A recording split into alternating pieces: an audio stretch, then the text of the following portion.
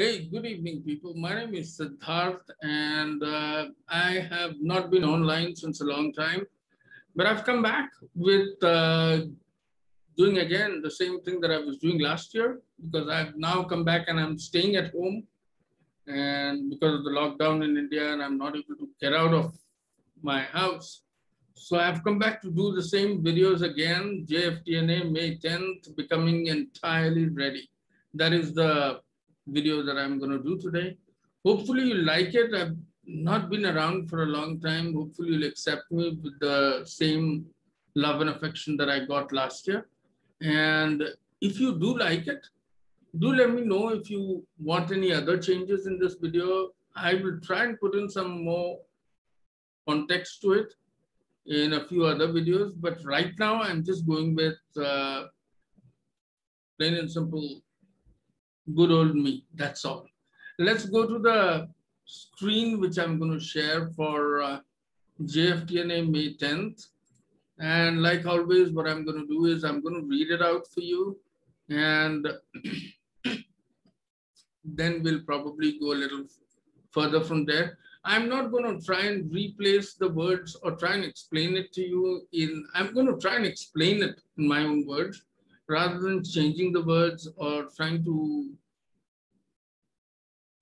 tell you in another language or something like that. I'm trying to do it in English and trying to make it as basic as possible.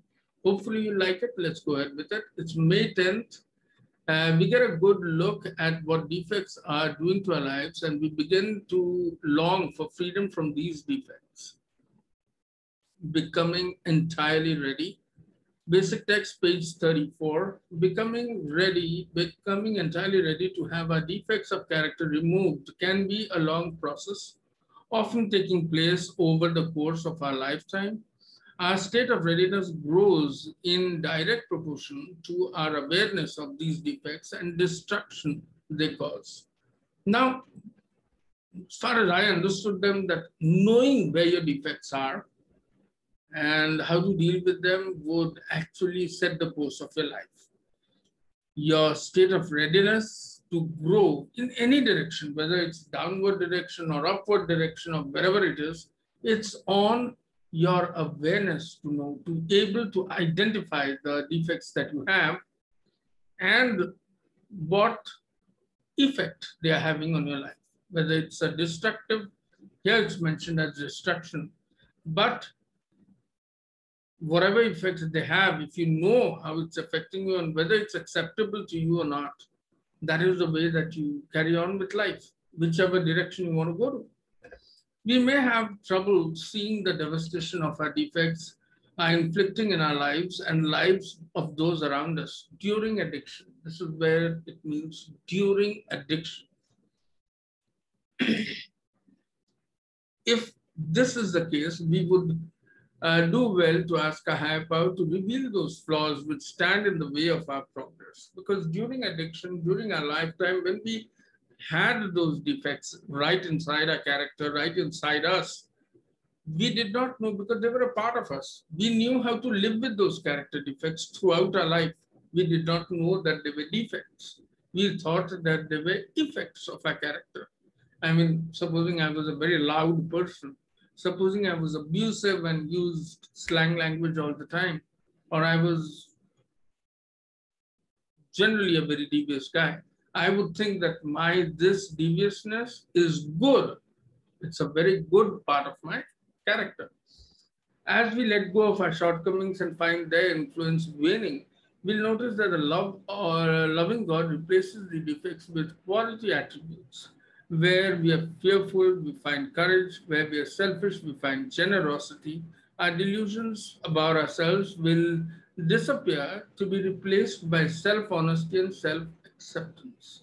Slowly, slowly, when you start understanding that, okay, in a relationship, you're going to meet a girlfriend or you should be celebrating your anniversary, let's say, and you forget.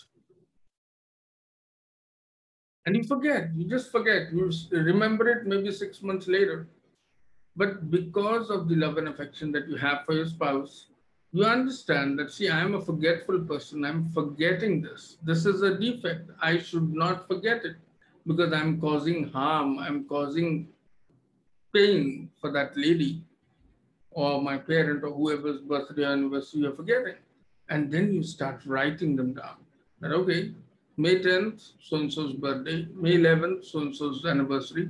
And there you see that you were honest with yourself. No, I'm forgetting, I'm not remembering. And thereby I'm hurting that other person. Thereby I'm causing pain for that other person. Then you accept the fact that I'm actually hurting that person. And then starts the change. Then starts the recovery. Then starts the ability to make a difference in your own life. Yes, becoming entirely ready means we will change. You're ready now. You're ready to change certain attributes of your character to be better, not to earn profit, not to be popular, but to be better. That's the basic requirement.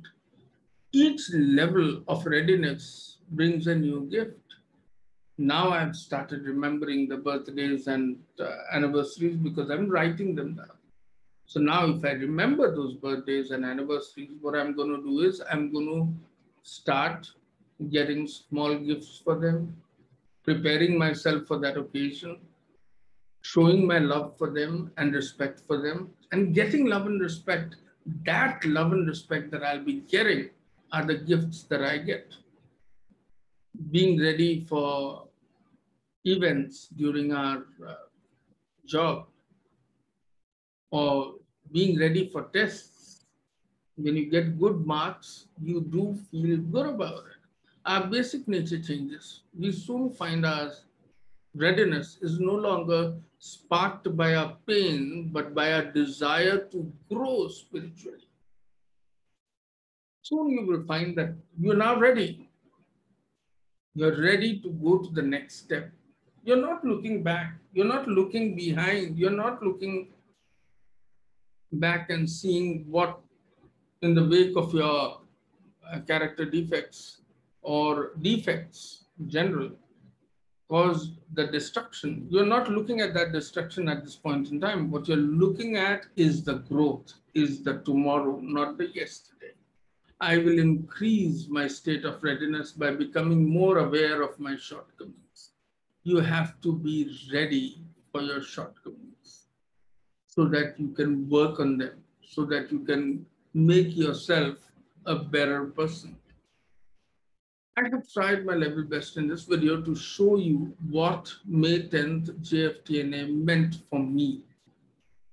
Hope it means the same to you. Hope you enjoyed this video because according to my son, these are bloody boring videos. But for an addict, I know that these are God sent. You really like listening to them because it gives you a little bit of hope that this is possible. And that is what I'm trying to do. Hopefully you'll understand that and you would give me the same love and affection that you gave me last year. Please, please, please do give me your suggestions when you say this. Thank you so much.